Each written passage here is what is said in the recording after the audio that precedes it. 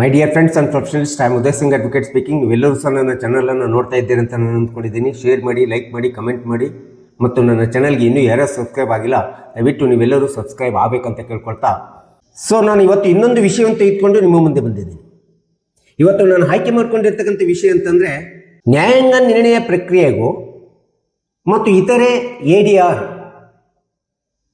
Alternative disputes resolution mechanism ಅಂತ ಹೇಳ್ತೀವಿ. ಈ ರೀತಿ ADRಗೂ ಇರ್ತಕ್ಕಂಥ ಒಂದು ಕಂಪ್ಯಾರಿಸನ್ ಏನಿದೆ, ಹೋಲಿಕೆ ಏನಿದೆ, ಏನು ವ್ಯತ್ಯಾಸ ಇದೆ ಎಂಬತಕ್ಕಂಥದ್ದನ್ನು ನಾನು ಈ ವಿಡಿಯೋ ಮೂಲಕ ಒಂದಿಷ್ಟು ತಿಳಿಸ್ಲಿಕ್ಕೆ ಪ್ರಯತ್ನ ಮಾಡ್ತಾ ಇದ್ದೀನಿ.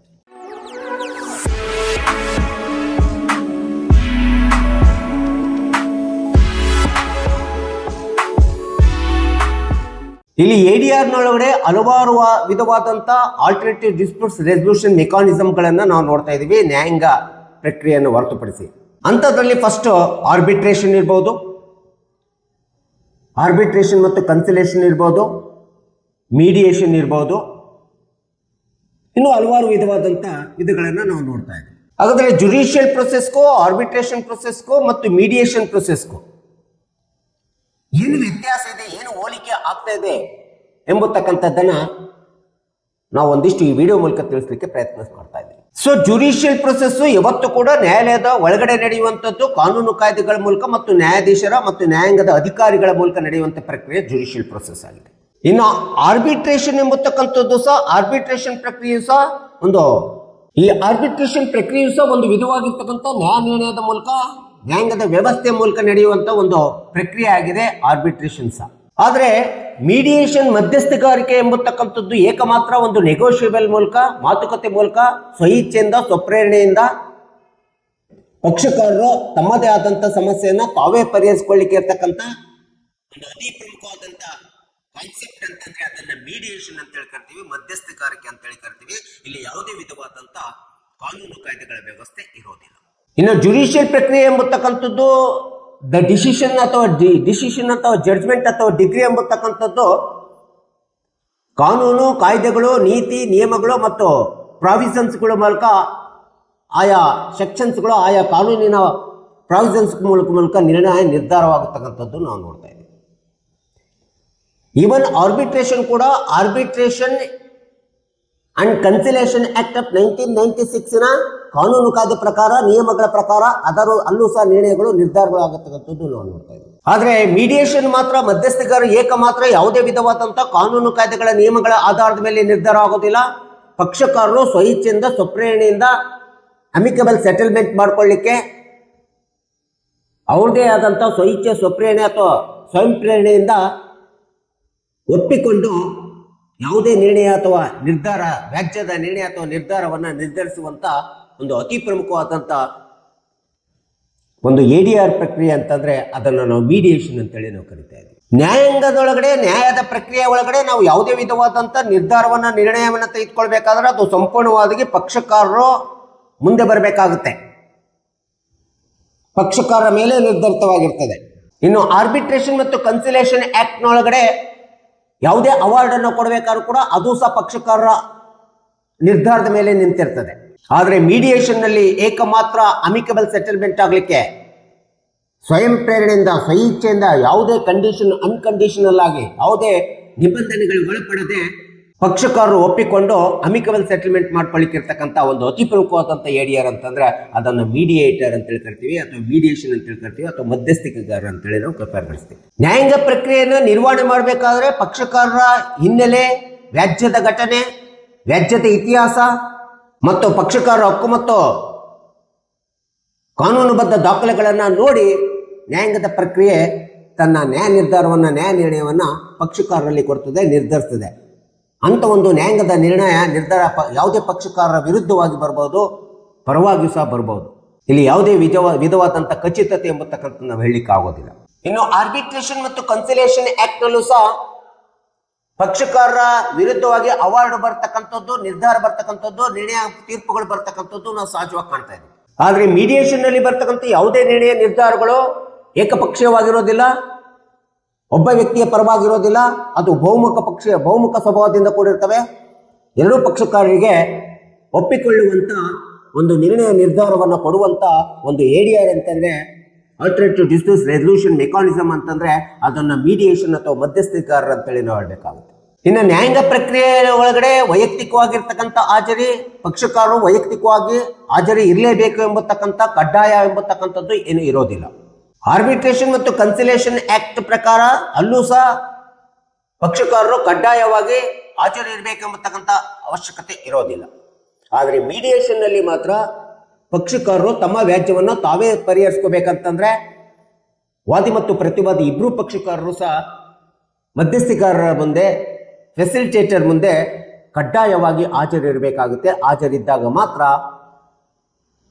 ವ್ಯಾಜ್ಯವನ್ನು, ದಾವೆಯನ್ನು ತಮ್ಮ ದಾವೆಯನ್ನು ತಾವೇ ಪರಿಹರಿಸಿಕೊಳ್ಳಿಕ್ಕೆ ಒಂದು ಅವಕಾಶವಿರ್ತದೆ. ಇನ್ನು ನ್ಯಾಯಾಂಗದ ಪ್ರಕ್ರಿಯೆ ಎಂಬತಕ್ಕಂಥದ್ದು ಒಂದು ಫಾರ್ಮಲ್ ಪ್ರೊಸೀಡಿಂಗ್ಸ್ ಆಗಿದ್ದು ಅದು ಸಾರ್ವಜನಿಕರ ಮುಂದೆ ಕಠಿಣವಾಗಿ ನಡೆಯುವಂತ ಒಂದು ಪ್ರಕ್ರಿಯೆ ಆಗಿದೆ. ಆದರೆ ಆರ್ಬಿಟ್ರೇಷನ್ ಮತ್ತು ಕನ್ಸಿಲೇಷನ್ ಎಂಬತಕ್ಕಂಥದ್ದು ಸಹ ಒಂದು ಖಾಸಗಿ ವ್ಯಕ್ತಿಗಳ ಮುಂದೆ ನಡೆಯುವಂತ ಒಂದು ಪ್ರಕ್ರಿಯೆ ಆಗಿದೆ ಅಂತೇಳಿ ನಾವು ಹೇಳಬೇಕಾಗುತ್ತೆ. ಆದ್ರೆ ಮೀಡಿಯೇಷನ್ ಎಂಬತಕ್ಕಂಥದ್ದು ಬರೀ ಪಕ್ಷಕಾರರು ಇಬ್ಬರೇ ಇರ್ತಾರೆ. ಪಕ್ಷಕಾರರ ಮುಂದೆ ನಡೆಯುವಂತ, ಪಕ್ಷಕಾರರು ಹಾಜರಾಗಿ ಇಬ್ಬರು ಪಕ್ಷಕಾರರು ಒಪ್ಪಿಗೆ ಮೇಲೆಗೆ ನಡೆಯುವಂತ ಒಂದು, ಪಕ್ಷಕಾರರ ಮಧ್ಯೆ ನಡೆಯುವಂತ ಒಂದು ವ್ಯವಸ್ಥಿತವಾದಂಥ ಪ್ರಕ್ರಿಯೆ ಅಂತಂದ್ರೆ ಅದನ್ನು ಮೀಡಿಯೇಷನ್ ಅಂತೇಳಿ ಹೇಳಬೇಕಾಗುತ್ತೆ. ಸೊ ಇಂಥ ಒಂದು ಮೀಡಿಯೇಷನ್ ಪ್ರಕ್ರಿಯೆ ತುಂಬಾ ಸರಳವಾಗಿರ್ತದೆ, ಖಾಸಗಿಯಾಗಿರ್ತದೆ ಮತ್ತು ತುಂಬಾ ಮುಕ್ತವಾಗಿರ್ತದೆ. ತುಂಬಾ ಸ್ವಾಯತ್ತತೆಯನ್ನ ಪಡ್ಕೊಂಡು ತಮ್ಮ ವ್ಯಾಜ್ಯವನ್ನು ಪರಿಹರಿಸಿಕೊಳ್ಳುವಂತ ವ್ಯವಸ್ಥೆ ಮೀಡಿಯೇಷನ್ ಆಗಿದೆ. ಇನ್ನು ನ್ಯಾಯಾಂಗದ ಪ್ರಕ್ರಿಯೆ ಒಳಗಡೆ ಯಾವುದೇ ಒಂದು ವ್ಯಾಜ್ಯದೊಳಗಡೆ ಒಂದು ತೀರ್ಪು ಅಥವಾ ಜಡ್ಜ್ಮೆಂಟ್ ಡಿಗ್ರಿ ಬಂತು ಅಂತಂದ್ರೆ ಆ ಒಂದು ಡಿಗ್ರಿ ಅಥವಾ ಜಡ್ಜ್ಮೆಂಟ್ ಬಗ್ಗೆ ಪಕ್ಷಕಾರರು ಯಾವುದೇ ವಿಧವಾದಂಥ ಮಾತನ್ನು ಆಡಲಿಕ್ಕೆ ಅವರಿಗೆ ಹಕ್ಕಿರೋದಿಲ್ಲ. ಅವ್ರು ಏನಾದರೂ ಪ್ರಶ್ನೆ ಮಾಡಬೇಕಾದ್ರೆ ಅದನ್ನ ಅಪೀಲ್ ಮೂಲಕ, ಮೇಲ್ಮನವಿ ಮೂಲಕ, ಮೇಲ್ನ್ಯಾಯಾಲಯಕ್ಕೆ ಅಪೀಲನ್ನು ಕೇಳ್ಕೊಳ್ಳುವುದರ ಮೂಲಕ ಪ್ರಶ್ನೆ ಮಾಡಬೇಕಾಗುತ್ತೆ. ಸೊ ಇನ್ನು ಆರ್ಬಿಟ್ರೇಷನ್ ಮತ್ತು ಕನ್ಸಿಲೇಷನ್ ಆಕ್ಟ್ 1996 ಪ್ರಕಾರ ಯಾವುದೇ ಒಂದು ಅವಾರ್ಡ್ ಅನ್ನ ಆರ್ಬಿಟ್ರೇಷನ್ ಆಕ್ಟ್ ನಲ್ಲಿ ಬಂದಂತ ಸಂದರ್ಭದಲ್ಲಿ ಅಂತ ಅವಾರ್ಡ್ ಅನ್ನ ಚಾಲೆಂಜ್ ಮಾಡುವಂತ ಒಂದು ನ್ಯಾಯದ ಪ್ರಕ್ರಿಯೆ ಆರ್ಬಿಟ್ರೇಷನ್ ಆಕ್ಟ್ ನಲ್ಲಿ ಇರ್ತದೆ.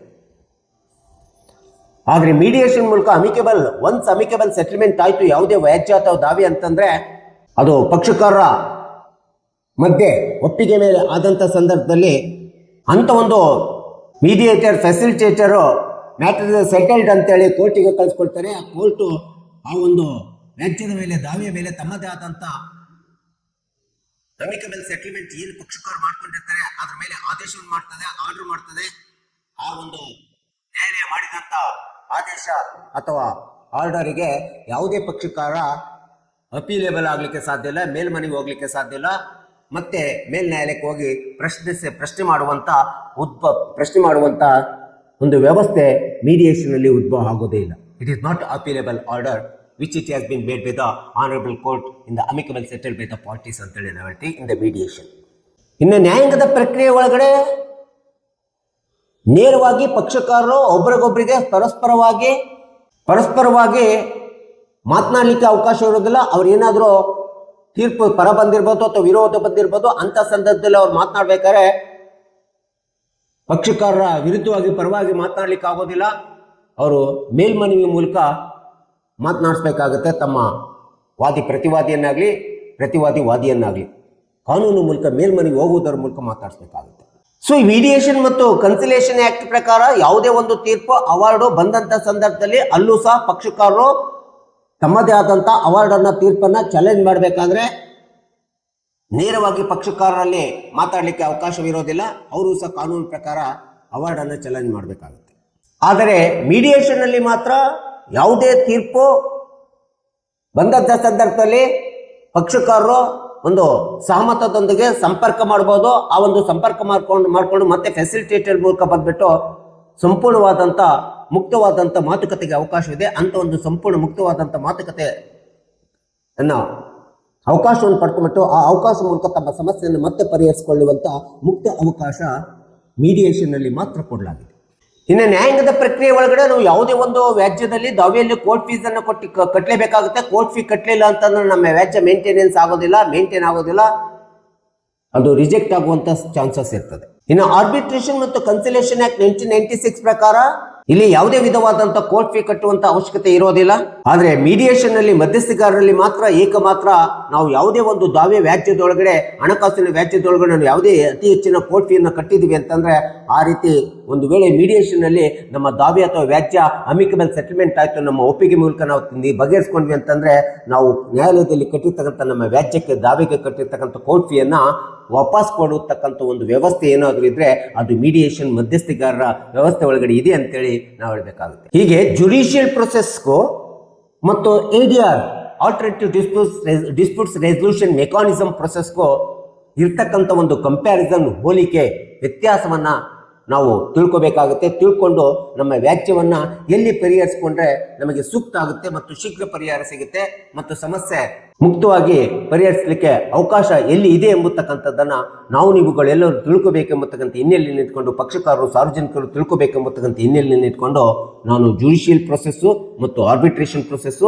ಮತ್ತು ಮೀಡಿಯೇಷನ್ ಪ್ರೊಸೆಸ್ಗೂ ಇರ್ತಕ್ಕಂಥ ವ್ಯತ್ಯಾಸ ಏನು ಎಂಬತಕ್ಕಂಥದ್ದನ್ನು ನಾನು ಒಂದಿಷ್ಟು ವಿಡಿಯೋ ಮೂಲಕ ತಿಳಿಸ್ಕೊಟ್ಟಿದ್ದೀನಿ. ದಯವಿಟ್ಟು ನನ್ನ ವಿಡಿಯೋ ಇಷ್ಟ ಆಗಿದ್ದರೆ ಶೇರ್ ಮಾಡಿ, ಲೈಕ್ ಮಾಡಿ, ಕಮೆಂಟ್ ಮಾಡಿ ಮತ್ತು ನನ್ನ ಚಾನಲ್ಗೆ ಇನ್ನೂ ಯಾರ್ಯಾರು ಸಬ್ಸ್ಕ್ರೈಬ್ ಆಗಿಲ್ಲ ದಯವಿಟ್ಟು ನೀವೆಲ್ಲರೂ ಸಬ್ಸ್ಕ್ರೈಬ್ ಆಗಬೇಕಂತ ಕೇಳ್ಕೊಳ್ತಾ ಇವತ್ತಿನ ವಿಷಯಕ್ಕೆ ವಿರಾಮ ಹೇಳ್ತೀನಿ. ಇನ್ನೊಂದು ವಿಷಯ ತೆಗೆದುಕೊಂಡು ನಾನು ನಿಮ್ಮ ಮುಂದೆ ಬರ್ತೀನಿ. ಜೈ ಹಿಂದ್, ಜೈ ಕರ್ನಾಟಕ.